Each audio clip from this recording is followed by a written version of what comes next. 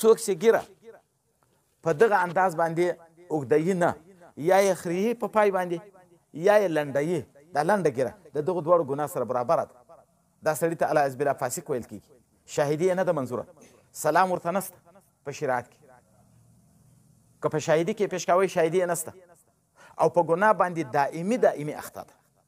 په لمانځه کې ګناه ده ګیره خریل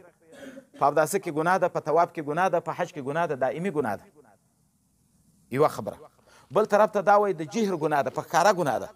یوه ګناه په پټه وي یوه په ښکاره وي نبي علیه السلام وایي زما ټول امت معاف کېږي خو الا المجاهرون هغه څوک چې دوی جهر په ګناه کوي ښکاره بل دا ده چې دا کبیره ګناه ده صغیره نه ده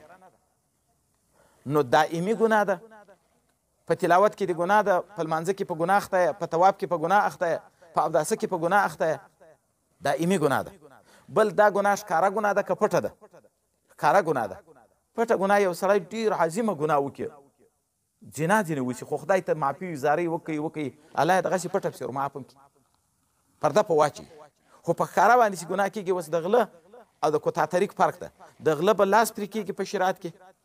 او کوتاتریک به ښی لاس چپه پښه دواړه پرې کېږي فرق یې څه ده غل په پټه غلا کوي کور ته راځي د شپې شی وړي او کوتاتریک په لار کې ولاړې په ښکاره باندې وړي صحیف الفساد ورته وایي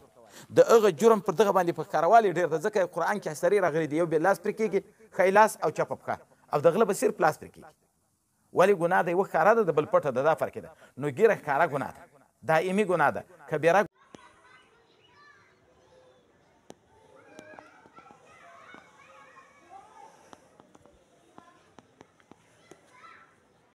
څوک چې ګیره په دغه انداز باندې اوږدوي نه یا یې خريي په پای باندې یا یې لنډوي دا لنډه ګیره د دغو دواړو ګناه سره برابره ده دا سړي ته الله عز بالله فاسق ویل کېږي شاهدي یې نه ده منظوره سلام ورته نسته په شریعت کې که په شاهدي کې پیش کوئ شاهدي یې نسته او په ګناه باندې دائمي اخته ده په لمانځه کې ګناه ده ګیره خریل په اوداسه کې ګناه ده په طواف کې ګناه ده په حج کې ګناه ده دائمي ګناه ده یوه خبره بل طرف ته دا وایي د جهر ګناه ده په ښکاره ګناه ده یوه ګناه په پټه وي یوه په ښکاره وي نبي علیه السلام وایي زما ټول امت معاف کېږي خو الا المجاهرون هغه څوک چې دوی جهر په ګناه کوي ښکاره بل دا ده چې دا کبیره ګناه ده صغیره نه ده نو دائمي ګناه ده په تلاوت کې د ګناه ده په لمانځه کې په ګناه اخته یې په طواف کې په ګناه اخته یې په اوداسه کې په ګناه اخته یې دائمي ګناه ده بل دا ګناه ښکاره ګناه ده که پټه ده ښکاره ګناه ده پټه ګناه یو سړی ډېر عظیمه ګناه وکړي جنا ځینې وشي خو خدای ته معافي وي زارۍ وکوي الله یې دغسې پټه پسې ورمعاف هم کړي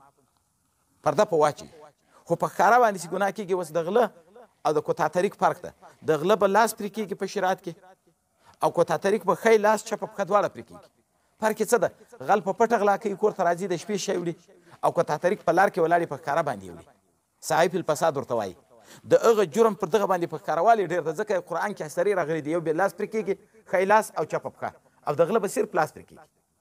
ولې ګناه ده یوه ښکاره ده د بل پټه ده دا فرق ده نو ګیره ښکاره ګناه ده دائمي ګناه ده کبیره ګناه ده